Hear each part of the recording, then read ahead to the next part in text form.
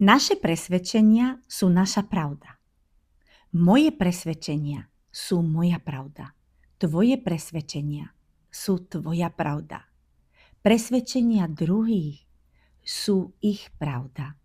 My všetci žijeme vo svojej pravde. A kedy vznikajú presvedčenia? Presvedčenia vznikajú v nás ešte od útleho detstva, o ktorých ani nevieme, že ich v sebe nosíme. Sú presvedčenia, ktoré nám slúžia, tak tie sú v poriadku.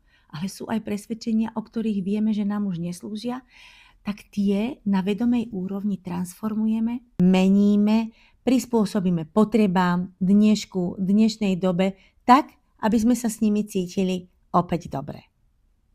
Ale čo s presvedčeniami, o ktorých ani nevieme, že v sebe nosíme?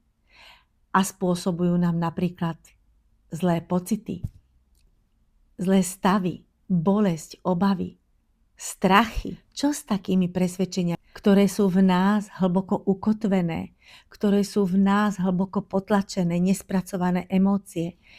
A také presvedčenia nás natvrdo vedú a úradujú našim životom, o ktorom ani nevieme, že ich v sebe nosíme. Čo s takými presvedčeniami? Ako sa ich zbaviť? Ako na ne prísť, že to nosím niekde, možno ako ranené dieťa? Veľmi jednoducho. Existuje jemná a veľmi účinná technika modernej hypnoterapie, ktorá odhalí príčinu vzniku, kedy tieto presvedčenia vznikli v tebe.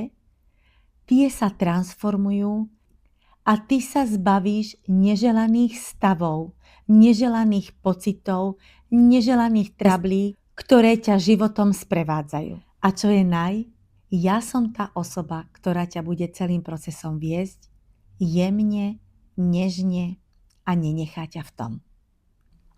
Ak si pripravený, napíš do komentára áno, chcem sa zbaviť závislosti, chcem sa zbaviť depresie, chcem sa zbaviť nadbytok kilogramov, chcem sa zbaviť zlých pocitov, chcem začať naplnený život, chcem sa zbaviť závislostí, neduhov, ktoré neviem už ako iným spôsobom zbaviť.